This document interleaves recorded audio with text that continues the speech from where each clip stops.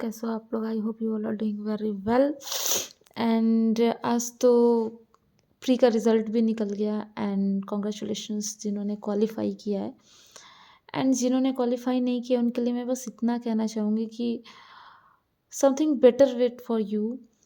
क्योंकि कभी कभी होता है ना कि आपको उससे ज़्यादा मिलने वाला होता है, इस वजह से शायद आपको वो चीज़ नहीं मिल पाता, या फिर आपके लाइफ में और ज़्यादा स्ट्रगल लिखा है। गॉड चाहता है कि आप इससे ज़्यादा एक स्ट्रगल करो, खुद को मजबूत बनाओ, स्ट्रांग बनाओ। इस वजह से कभी कभी ऐसा होता है। एंड एज ए स्टूडेंट मैंने भी झेला है, तो मैं समझ सकती हूँ कि किसी के बातों से या फिर किसी के कहने पे, वो दिलासा देने पे चीज़ें कम नहीं होती है। बट क्या है ना कि जितना आपके डेस्टिनी में लिखा है, जितना आपके पार्ट्स में लिखा है कि आपको कितना कर्म करना है, उतना तो आपको करना ही पड़ेगा। सो डिमोटिवेटेड मैं नहीं कहूँगी कि डिमोटिवेटेड फील नहीं होता है या फिर डिमोटिवेटेड नहीं होना है। होना है, थोड़ा सा डिमोटिवेट होके फिर उठना है। डिमोटिवेटेड ही नहीं रह जाना है, राइट?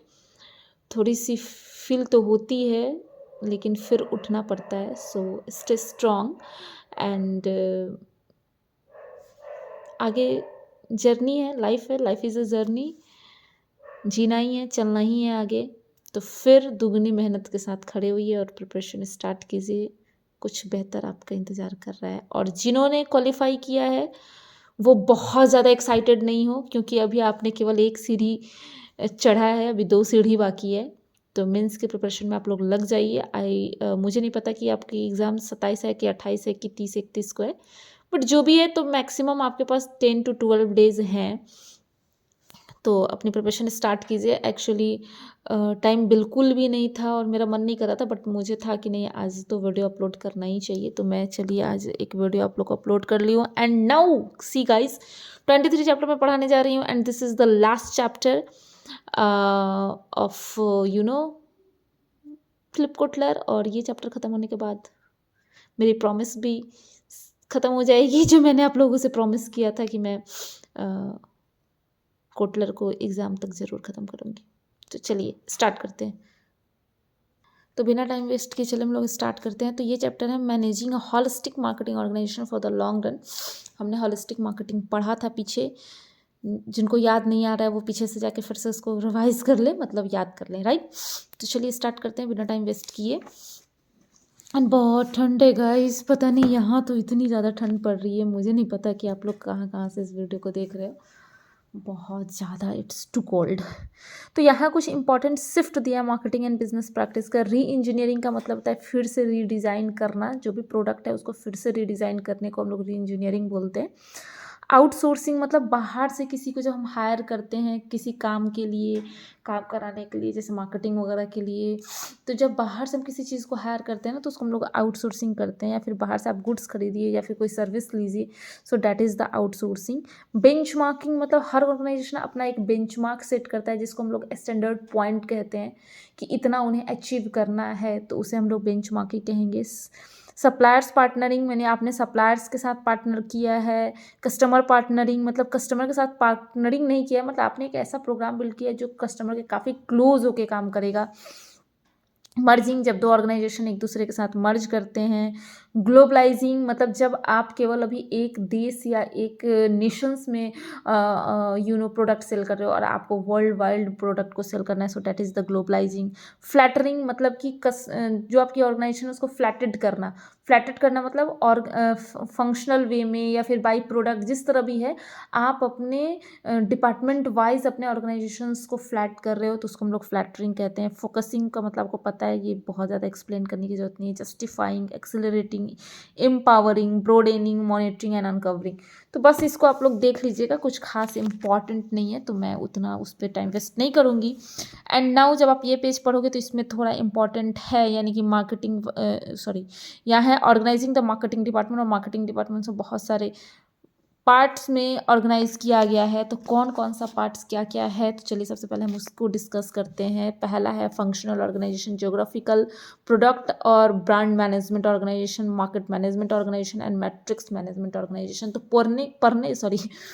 पूरे इस कंसेप्ट को पढ़ने के बाद जो निचोड़ निकल के आएगा उसको मैंने 2 लाइन में लिख लिया है। आई होपफुली कि आपको ये समझ में आएगा। तो चलिए इसको हम लोग डिस्कस करते हैं। पहला है फंक्शनल ऑर्गेनाइजेशन। इसमें क्या होता है, आप ऑर्गेनाइजेशन को अकॉर्डिंग टू फंक्शन क्लासीफाई करते हो। अकॉर्डिंग टू फंक्शन उसका मतलब कि ये मान लीजिए रॉ मटेरियल्स बनाएगा, ये उसको पैकेजिंग करेगा, ये उसको लेबलिंग करेगा। तो इस तरह से बाई फंक्शंस जब आप ऑर्गेनाइजेशन को डिवाइड करते हो तो उसको हम लोग कहते हैं फंक्शनल ऑर्गेनाइजेशन। जैसे बैंक है, तो बैंक ने भी अपने रिक्रूटमेंट रख ली कि ये क्लर्कियल पोस्ट है, मतलब इसके काम ये होंगे, ये प्रोविजनरी ऑफिसर्स की एक फंक्शंस के बेसिस पे, तो इनका काम ये होंगे, ये स्पेशलिस्ट ऑफिसर हैं जैसे मार्केटिंग है, लॉ है, HR है, सबकी अलग अलग फंक्शन डिसाइड किए, सबकी अलग अलग डिपार्टमेंट बनाई गई। So this is the functional organisation, right. Geographical organisation की on the basis of geography आपने चीज़ों को बांट रखा है, तो उसे हम लोग ज्योग्राफिकल कहते हैं। एंड ज्योग्राफिकल में एक कंसेप्ट है जिसको हम लोग 4, 6, 8, 10 रूल्स बोलते हैं। क्या कहती है ये रूल? 4 का मतलब होता है कि 4 रीजनल सेल्स होते हैं जो 6 जोनल मैनेजर को रिक्रूट करते हैं, जोनल सेल्स मैनेजर को। वो अपने अंडर 8 डिस्ट्रिक्ट सेल्स मैनेजर को रिक्रूट करता है। एंड देन डिस्ट्रिक्ट मैनेजर जो होता है वो 10 सेल्स पर्सन को रिक्रूट करता है। मतलब सबसे पहले 10 सेल्स पर्सन को कौन रिक्रूट करेगा? उसका बॉस होगा डिस्ट्रिक्ट वाला, डिस्ट्रिक्ट का बॉस होगा जोनल का, एंड जोनल्स जो होंगे वो सेल्समैन रीजनल्स के अंदर काम करेंगे। बट यहाँ मुझे ना थोड़ा सा ये जोनल और रीजनल में फ़र्क होता है, क्योंकि जब आप बैंकिंग ज्वाइन करते हो तो एक जोन में बहुत सारे रीजन्स होते हैं। तो आई थिंक ये जोनल यहाँ होना चाहिए, बट बुक्स में जैसे लिखा है वैसे मैंने आपको बता दिया। देन प्रोडक्ट और ब्रांड मैनेजमेंट ऑर्गेनाइजेशंस में क्या होते हैं कि often used in a form which produce the variety of products and brands. यानी कि वो ऑर्गेनाइजेशंस इसको फॉलो करती है जो बहुत सारे ब्रांड के प्रोडक्ट को सेल कर रही है, वैरायटी ऑफ प्रोडक्ट सेल कर रही है, तो उसके लिए होता है प्रोडक्ट और ब्रांड मैनेजमेंट ऑर्गेनाइजेशन। देन होता है market management organisation. Market management organisation वहाँ होता है जहाँ पे डिस्टिंक्ट यूजर हो, यानी कि वैरायटी के यूजर्स बहुत ज़्यादा हैं, उनकी प्रेफरेंसेस बहुत अलग अलग है। कि जैसे हम लोग सेगमेंटेशन उसमें पढ़ते हैं कि मार्केटिंग में क्या होता है, सेगमेंटेशन किया जाता है। क्यों सेगमेंटेशन किया जाता है? क्योंकि आपके पास बाई करने वाले जो होते हैं ना, बायर्स जो होते हैं वो बहुत सारे होते हैं। तो आप on the basis of buyers के प्रेफरेंसेस, उनके रिलीजन्स, उनके हर चीज़ों के बेसिस पे आप उसको सेगमेंट करते हो। तो वहाँ हम मार्केटिंग मैनेजमेंट ऑर्गेनाइजेशन की यूज़ करते हैं। And then last one is the matrix management organisation. जब आपके बहुत सारे प्रोडक्ट हो और आपको उसे बहुत सारे मार्केट में सेल करना हो, तो वहाँ हम लोग मैट्रिक्स का यूज़ करते हैं। तो होपफुली गाइज आपको ये प्रश्न समझ आया हो। ब्लॉग देखते देखते पसंद आया हो वाला वर्ड यूज़ करने की आदत हो गई है ना। काम तो कुछ है नहीं है, तो अब हम लोग क्या कर देखते हैं, बैठ के ब्लॉगिंग जो करते हैं वो देखते हैं। तो बोलते हैं ना कि होपफुली आपको पसंद आया हो, तो मुझे कभी कभी वही निकल जाता है कि होपफुली आपको पसंद आया हो। नो, होपफुली आपको समझ में आया हो, राइट। तो चलिए ये मैंने आपको बता दिया कि functional organisation, geographic organisations, product और ब्रांड मैनेजमेंट ऑर्गेनाइजेशंस मैंने बता दिए। देन मैंने आपको ये सारे पेज में बहुत वो सब नहीं है, बट मैंने आपको जो जो ऊपर का मतलब इन द सेंस की जो इम्पोर्टेंट है वो मैंने लिख के आपको समझा दिया है। मार्केट मैनेजमेंट ऑर्गेनाइजेशन हमने बता दिया, आपको मैट्रिक्स बता दिया। देन जब आप इस पेज में आओगे तो इसमें उतना इम्पोर्टेंट कुछ नहीं है, बट यहाँ एक है कॉर्पोरेट सोशल रिस्पॉन्सिबिलिटी, एंड इससे क्वेश्चंस आते ज़रूर है। तो CSR के बारे में जानना बहुत ज़रूरी है। क्या है CSR एक्टिविटीज़? तो CSR का मतलब होता है कॉर्पोरेट सोशल रिस्पॉन्सिबिलिटी, यानी कि हर कॉर्पोरेट की जो भी कॉर्पोरेशंस हैं, जो भी ऑर्गेनाइजेशंस हैं, उनकी जो है सोसाइटी को लेके एक रिस्पॉन्सिबिलिटी होती है। समझ रहे हैं आप लोग? रिस्पॉन्सिबिलिटी होती है मतलब कि आप जब ऑर्गेनाइजेशन सोसाइटी में चला रहे हो, सोसाइटी से आप जी रहे हो, सोसाइटी से आप कमा रहे हो, तो सोसाइटी के लिए भी आपकी रिस्पॉन्सिबिलिटी है कि आप सोसाइटी के लिए भी कुछ करो। तो गवर्नमेंट जब ऐसा कहेगी कि सोसाइटी के लिए भी कुछ करो, तो ज़रूरी थोड़ी है ना कि कोई करने जाएगा, कोई कंपनी करने जाएगी। सबको तो अपने प्रॉफिट से मतलब होता है। इसलिए गवर्नमेंट ने इसको एक एक्ट ही निकाल दिया कि under the sections 135 of companies act 2013 के अंतर्गत CSR एक्टिविटीज़ में आपको क्या करनी है, यानी कि आप जब कंपनी इस्टेब्लिश करोगे तो ऑब्वियसली आप कंपनी एक्ट के अंतर्गत काम करोगे, और कंपनीज एक्ट के सेक्शन 135 बोलती है कि किसी भी कंपनी का जो CSR एक्टिविटीज़ में कंट्रीब्यूट करेगी उसका नेट वर्थ 500 करोड़ या उससे ज़्यादा होना चाहिए, टर्नओवर उसकी 1000 करोड़ होना चाहिए और उसका प्रॉफिट जो है 5 करोड़ होना चाहिए। अगर इतना है तो वो CSR एक्टिविटीज़ में कंट्रीब्यूट करती है और कंपनी को लास्ट 3 ईयर्स के नेट प्रॉफिट का 2% CSR एक्टिविटीज़ पे क्या करना होता है, खर्च करना होता है, एक्सपेंड करना होता है। सब कोई करता है, बैंक भी CSR एक्टिविटीज़ करती है, सब CSR एक्टिविटीज़ करते हैं, ये करना होता है। तो this is about the CSR activity and then इन सारे पेजों पे ना कुछ उतना इम्पोर्टेंट जैसे सोशल रिस्पॉन्सिबिलिटी बिहेवियर क्या है ये सब आप लोग पढ़ लीजिएगा। एंड यहाँ मैंने इन्फोसिस कुछ लिखा है, मतलब इसलिए लिखा है कि कभी कभी क्वेश्चंस में पूछे जाते हैं ना कि कौन सी कंपनी है जो CSR एक्टिविटीज़ में टॉप पे है, तो इस तरह की भी क्वेश्चंस आती है कौन सी एक्टिविटीज़ है जैसे इस बार का CSR एक्टिविटीज़ के लिए अवार्ड मिला है, तो ये सब भी मार्केटिंग अवेयरनेस है, आप लोग ये सब भी पढ़ के जाना।